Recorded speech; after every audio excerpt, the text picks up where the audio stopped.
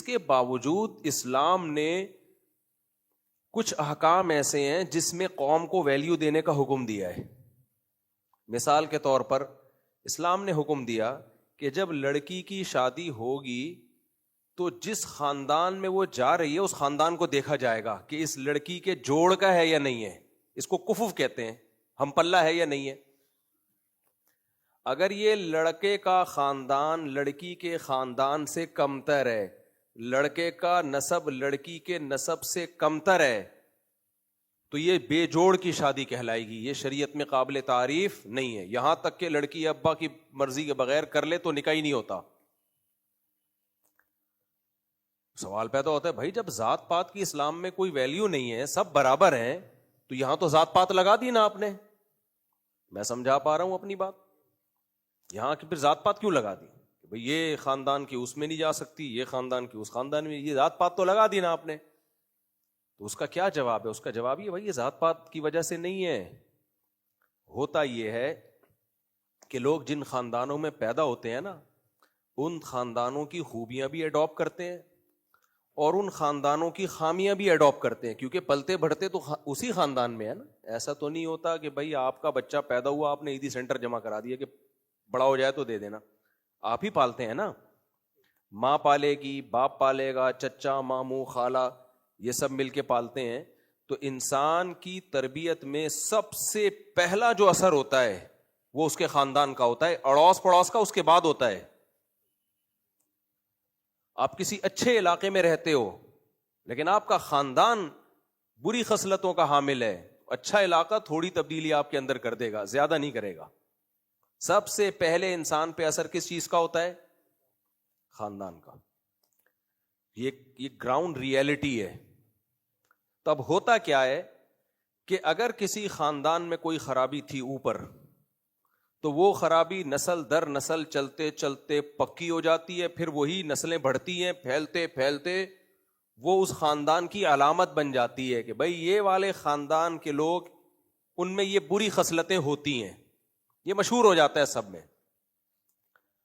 اور کچھ خاندان ایسے ہوتے ہیں جو بڑے ان کے اندر صفات ہوتی ہیں شروع سے, دادا پردادا سے اوپر جائیں گے نا, کوئی اچھے بزرگ گزر گئے تھے, تو آگے ان کی شادی بھی اچھے خاندان میں ہوئی, پھر جو نسل پھیلی ہے ہوتے ہوتے ہوتے وہ اچھی صفات ان کے اندر رچ گئی ہیں, اور وہ بری خصلتوں سے وہ خاندان کیا ہو گیا؟ برائیوں سے پاک ہو گیا. تو سوسائٹی میں پہلے تو, اب تو خاندانی نظام اتنا مضبوط رہا نہیں ہے نا, پہلے تو یہ بہت ہوا کرتا تھا. تو سوسائٹی میں نا پھر پتہ چل جاتا تھا, کسی اچھے خاندانی آدمی سے جب ملتے تھے نا تو فوراً پتہ چل جاتا تھا بھائی یہ بندہ خاندانی لحاظ سے کیا ہے, بہت اونچے خاندان کا ہے. تو وہ خاندان کی وجہ سے نہیں بلکہ خاندان کی کوالٹی کی وجہ سے اس کو اچھا کہا جاتا تھا. اب ایک فقہ کا مسئلہ ہے, تھوڑا گاڑا ہے, مشکل ہے, لیکن میں آسان لفظوں میں سمجھاؤں گا. دنیا کے جج صاحب بیٹھے ہوئے, اللہ ان کی عمر برکت دے, ان کو یہ بات اچھی طرح سمجھ میں آئے گی, کیونکہ ججز کا تو کام ہی تجزیہ کرنا ہوتا ہے نا.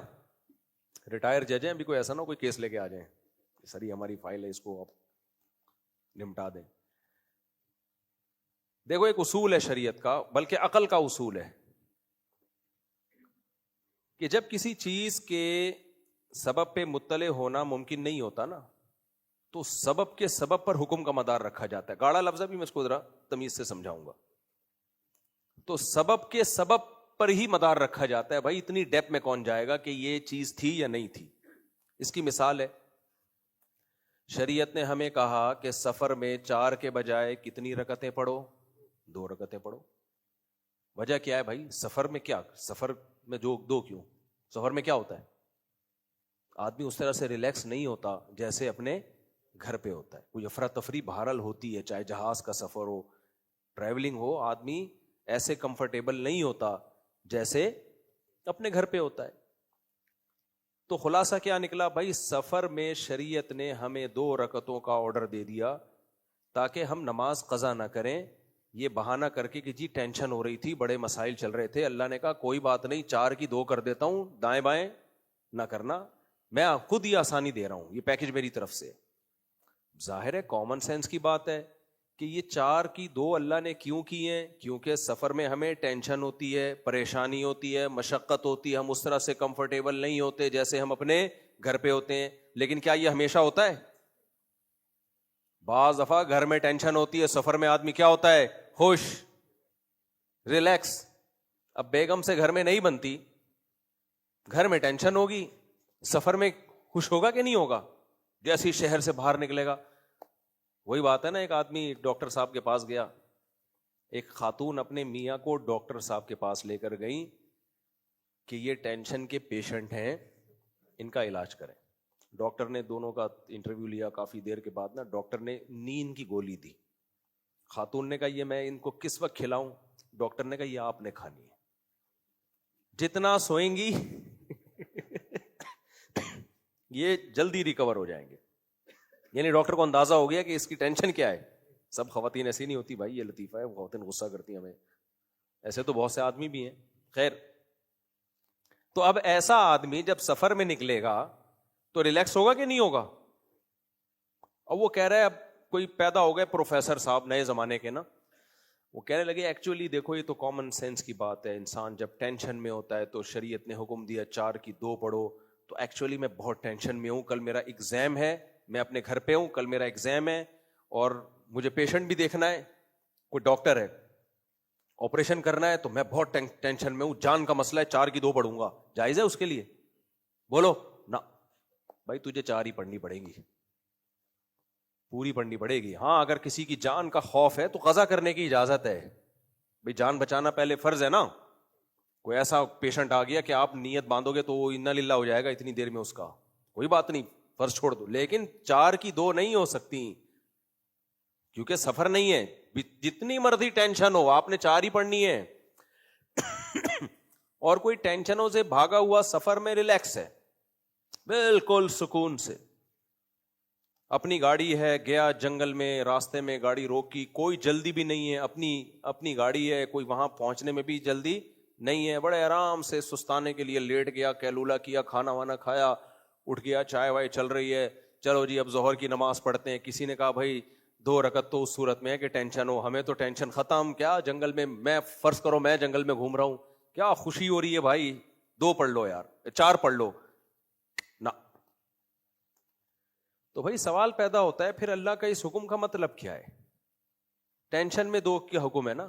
اس کا جواب یہ ہے کہ اگر 2 رکعت پڑھنے کا شریعت اس پہ ڈال دیتی کہ ٹینشن ہوگی تو 2 پڑھو، ٹینشن نہیں ہے تو 2 نہیں پڑھو، پوری 4 پڑھو، تو یہ خود ایک بہت بڑی ٹینشن بن جاتی ہے ہمارے لیے یہ حکم.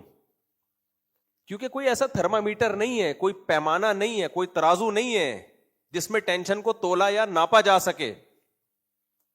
کیسے ہم ناپتے بھائی اس کو بیٹھ کے کہ ٹینشن ہو رہی ہے کہ نہیں ہو رہی؟ آدمی جو وہمی ہے وہ تو پاگل ہو جاتا. جو وہمی لوگ ہیں، جو گھنٹے گھنٹے جن کمبختوں کا وضو نہیں ہوتا ہے، وہ یوں کر رہے ہوتے ہیں، رگڑ رہے ہوتے ہیں، وہ تو پریشان ہو جاتے ہیں، یار پتہ نہیں میرے لیے 2 جائز بھی ہیں کہ نہیں ہے، پتہ نہیں ٹینشن ہو رہی ہے کہ نہیں ہو رہی، پتہ نہیں میں ریلیکس ہو رہا ہوں کہ نہیں ہو رہا. کوئی ایسا تھرمامیٹر اب تک ایجاد نہیں ہوا ہے، ڈاکٹر صاحب یوں لگائیں اور ٹینشن چیک کر کے بتا دیں کہ ہو رہی ہے کہ نہیں ہو رہی.